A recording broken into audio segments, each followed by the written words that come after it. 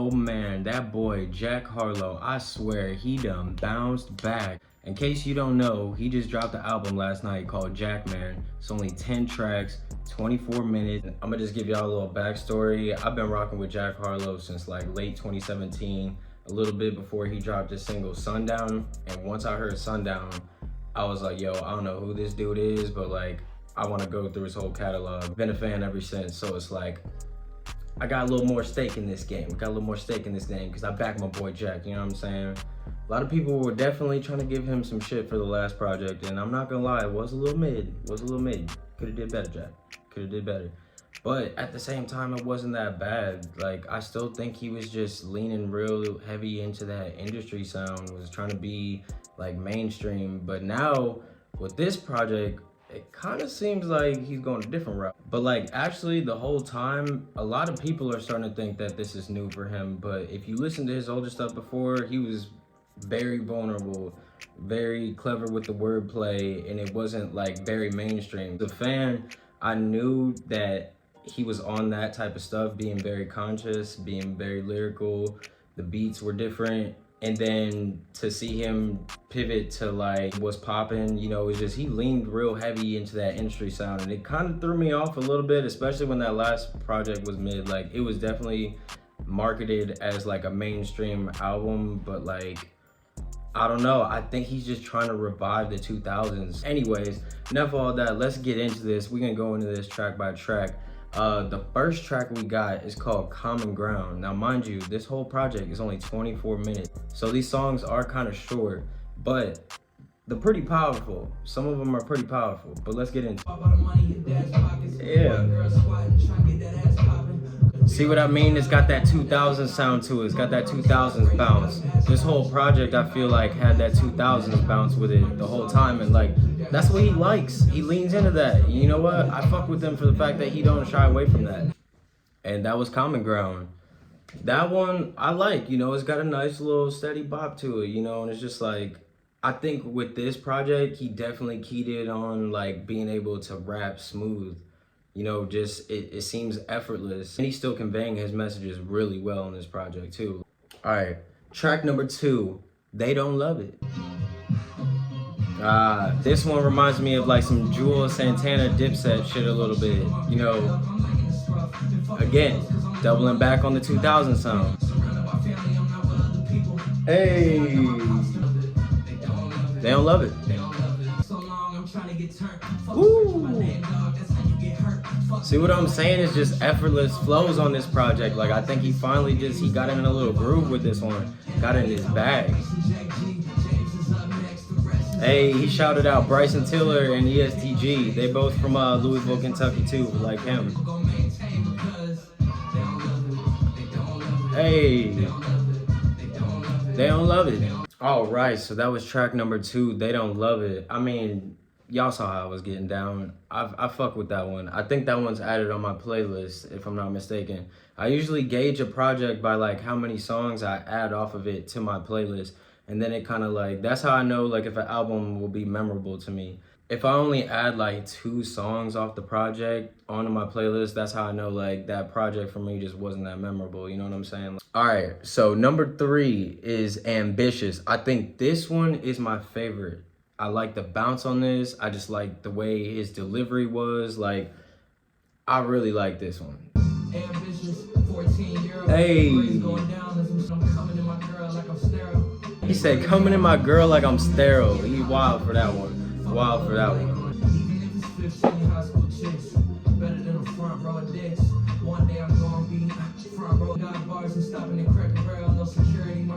Hey, Cracker Barrel is trash though. I don't like how he's been getting those bars off. I ain't gonna lie.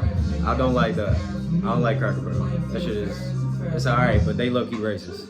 I don't fuck with Cracker Barrel. I can't stop hustling. Ooh, he said festival headlining, keeping them heads nodding. Bro, he be having them little gems every now and again. Hey, okay. Like I said, that's probably my favorite one on here, honestly. It's just got that, I don't know, it feels powerful and smooth when that bass line drops and you hear the Dun, dun, dun, dun, dun, dun, dun. Like that part, it just hits, and I don't know, it just works for me. Number 4 is called "Is That I." No sport cars and no ice.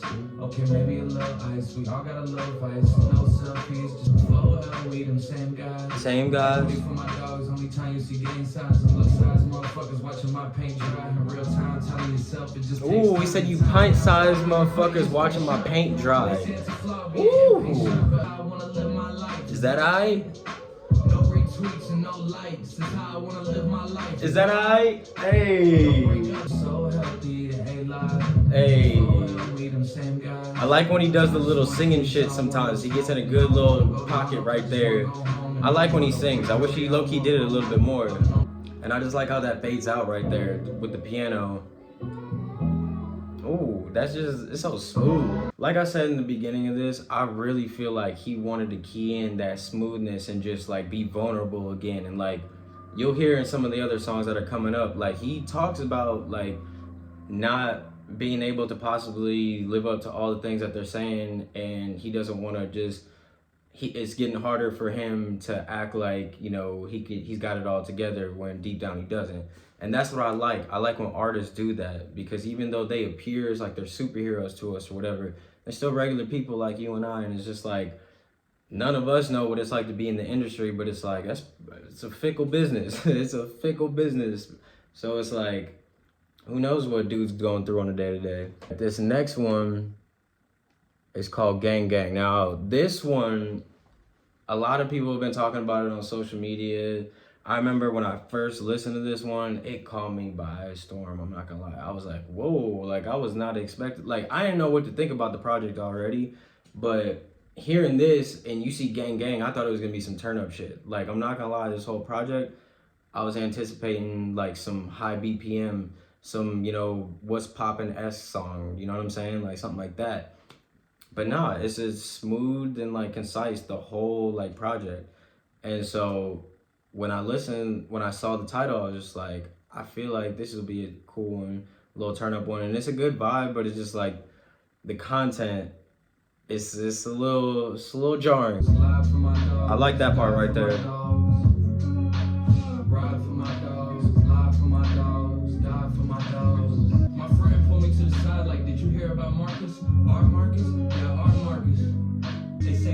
Back there in his car, and then he parked it, and the rest is even darker. A perfect grave that has family in New Orleans, yes, that Marcus.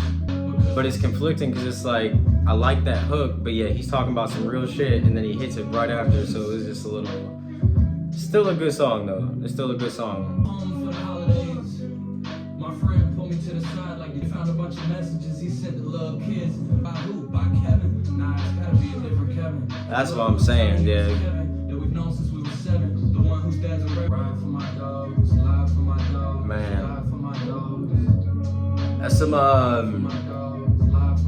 some dark shit that he's like touching on in this song. And like, honestly, when I first heard it, it kind of made me curious. I'm like, dang, is this like based on someone else? Like, are these people that are in the song, are those real people or not? Twins, but it depends. Brothers until something is uncovered. Dogs until the lifting never were here. I like that bar. Years of camaraderie suddenly disappear. It's almost like they wasn't here. Man, that was a bar right there.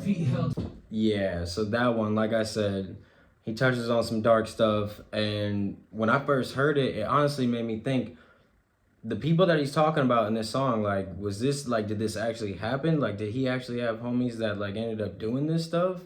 And, like, you know, it's messed up. Like, sometimes, like, friends be on some weird shit, like, and you never know. So it's like, yeah, it just kind of intrigued me. It's like, is this off experience or was this just a concept? I mean, either way, like, it's kind of relatable. Like, you know, I'm not gonna lie, I had a homie that, you know, I was cool with for like almost a year type shit, and it was me, him, and another friend, and just like, you know, we were all cool and stuff, but then like after a while when we stopped kicking it, all these allegations and all these, well, not even allegations, like, it's just women coming forward saying that, you know, he was like assaulting them and doing all this messed up stuff, and it's just like, damn, like, bro, I was kicking it with this person like whole time, and they were like doing this stuff, and like I wasn't aware of it. Like, so I get that, and it's just like I guarantee there's other people that can relate to that too. So it's just like that's why I want to know, was that based on something real? Because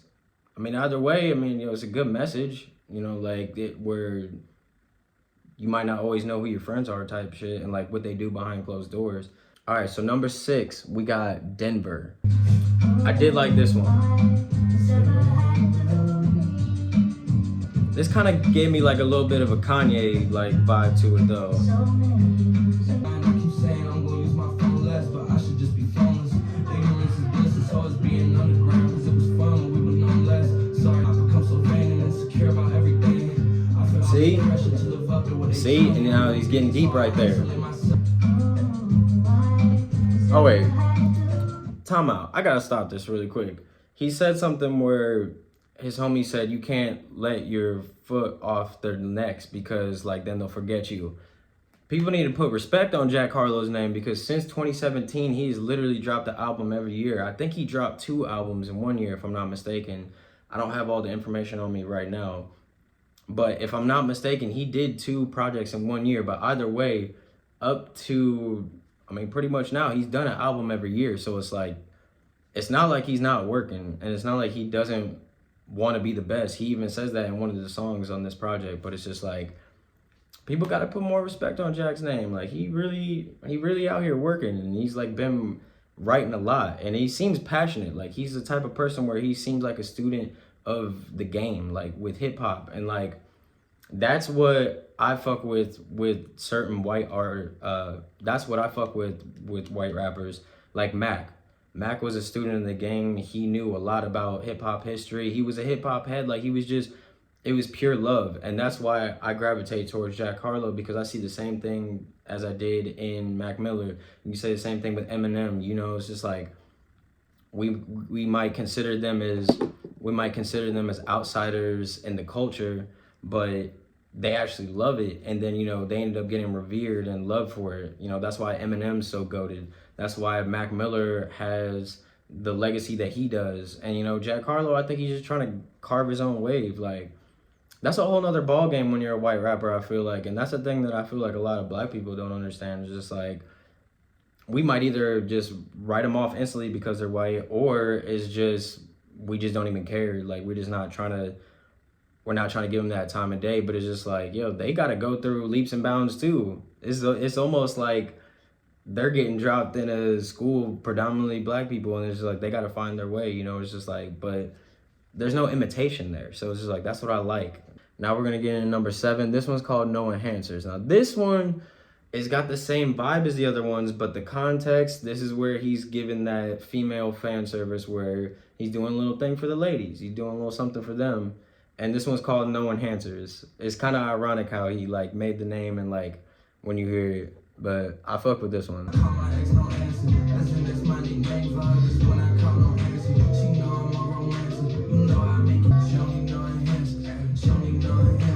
She don't need no enhancers. Hey, no BBL, boys.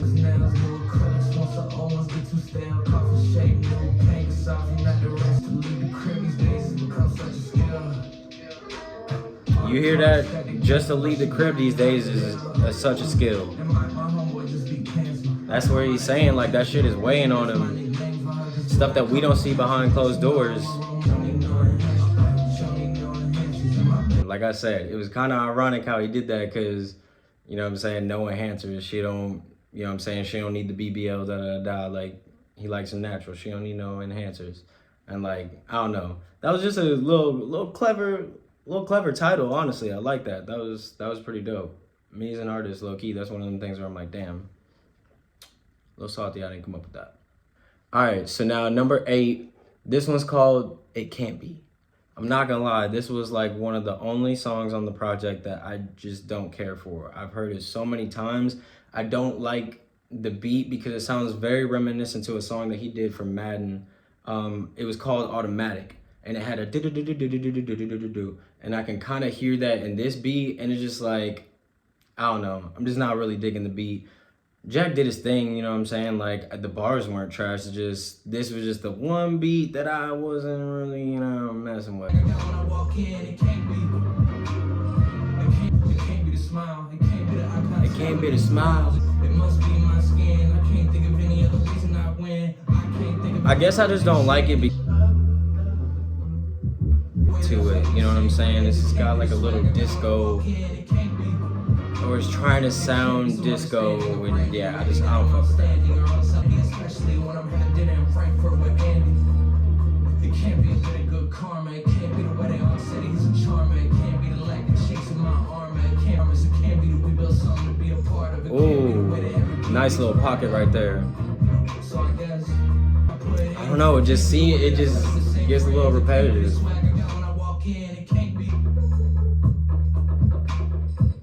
Like I said, not really my favorite one. Low-key, this is like my least favorite song on the project.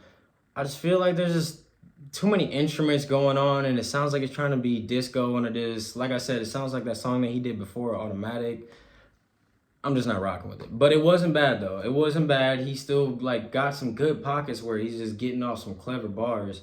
And, I mean, he did his thing. I wasn't really feeling the beat. It's the only one I wasn't feeling. Now, we're getting close to the end here. We're at number 9. This one is called Blame on Me. I believe I added this one to my playlist. I fuck with this one. This one got, like, a cold little sample to it.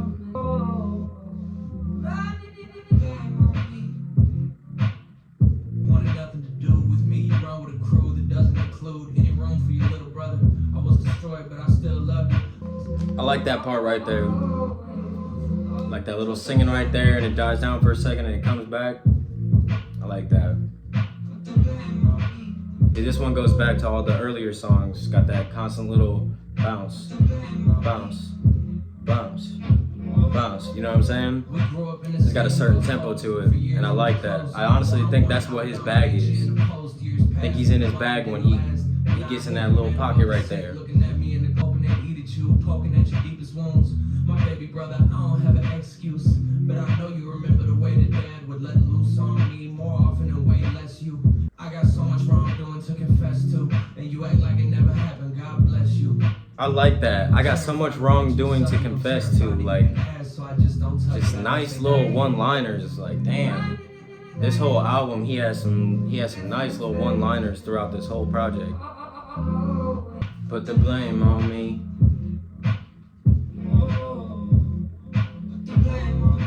Yeah, it's hard not to like this one with that. Definitely hard not to like this one. No, I'm not even my brother's friend. There's so much I would do and say if I could have it done again. Now, last but not least, we're at number 10. And number 10 is called Questions. This is the last one. Only 2 minutes and 14 seconds. Like, again, this whole project was really short. Now that I'm looking at it, I think the longest one, previous track, Blame on Me, that one's 4 minutes and 1 second. Everything else is under 3 minutes. Yeah, this was a quick one. All right, let's get into this. The last one. This the last shebang-a-bang, all right? Y'all ready? Number 10, Question. See, and I like this one because it sounds like an ending. Sounds like a good ending. Sounds like it's wrapping the whole project up.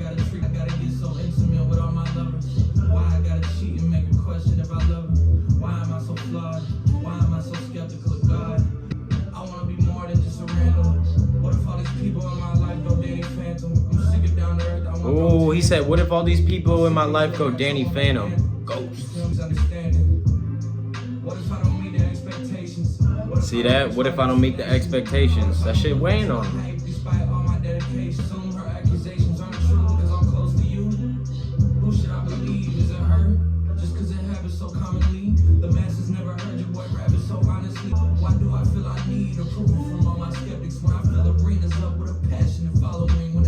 Talk your shit, Jack. Talk your shit, Jack. And yeah, so that's the wrap of the whole project. Like I said, only 10 songs, 24 minutes. It wasn't a super long project. You know, a lot of artists, I feel like nowadays, they flood their albums. Like it's at least an hour. You spend at least an hour with that. And I think this was smart because it's like, you know how attention span is nowadays. Like, the attention span isn't there anymore. So it's just like, this was nice. You still get 10 new Jack Harlow tracks. It's a whole body of work, and you know, it's under a half an hour. Like, that's not bad. I thought it was a enjoyable listen. The whole project, honestly, is just one smooth bounce. I liked it. The crazy thing is, he didn't have any features on this project. Like, he had no features on this. This was just him, solo dolo, no features. The tempos didn't really change, you know, because nowadays, especially at the mainstream level, a lot of these albums, they got like 2 or 3 of those turn up tracks. You got some slower tracks, and then you got that, like, it's like that uplifting type stuff. I'm thinking more of like Drake projects, how they are, where you get a little bit of everything. He kind of caters to everyone. And especially like with Scorpio, that was a big ass project. It had a little bit of everything. I think we got God's Plan on that one, and it's like non-stop. Like, there was just so many different bangers on there, and there's like a certain formula that I feel like all these artists use. But that's what was nice and surprising about Jack Harlow dropping this album. One, it was out of nowhere, and 2, no features. It's all concise. You know, this is completely against the industry norm, so it's just like, I don't know, I like it. And as far as like everybody like shitting on him for the last project, can't say the man didn't redeem himself with Jackman. Like, this low key, this was a good ass project. And in my opinion, I would give this an 8 out of 10. On the real, I would give this an 8 out of 10, especially compared to the last album. Oh yeah, I would give this an 8 out of 10 for sure. So yeah, this was honestly like a really good bounce back by Jack Harlow. And with me being a Jack Harlow fan, I love to see it. Like, for real, I want to see dude win. And it's kind of shitty how, like, you know, some people want to peg him a certain way or think he's this and that. 9 times out of 10, those people haven't went through his catalog and listened to any of his old stuff and see like how he kind of came up from. Because this is very reminiscent to what he used to do. It's just now it's dope because he's got more eyes on him, because he is more in the industry. I mean, let's not forget, he signed a DJ Drama with Lil Uzi Vert. Like, he's definitely up there. He's about to be in the new White Man Can't Jump remake. Like, bro is mainstream. So it's like, to drop a project like this is almost like some J. Cole shit, because J. Cole will smooth drop an album without any features, and it won't be like high BPMs. It'll be, I got a message, I'm finna deliver it. This is something that you chill and like live with. It's been really fun going through this album with y'all. I just wanted to let y'all know really quick before I let y'all go, I will be doing more videos like this. For right now, I'm only gonna be doing like projects and songs that like, from artists that I'm like kind of messing with, because like, I'm not gonna lie, I like, for instance, Rod Wave, I don't listen to a lot of his music, so I feel like me giving a review and try to act like I know something about him, like, that just wouldn't make sense. But if you have certain artists that you want me to cover, write it down in the comment section. Let me know which artists you want me to cover, and I'll cover them. There you have it. Jackman, Jack Harlow, he did his thing. I'm your boy, Odessa, aka Solid Boy O. If you're new to the channel, please hit that like button and hit that subscribe button for me. Come join the Solid Boy and Solid Girl community, you know what I'm saying? I'm all about being solid, all about being solid. That's what we do out here. That's what we doing on this channel. Till the next video, I'm your boy O. Stay solid.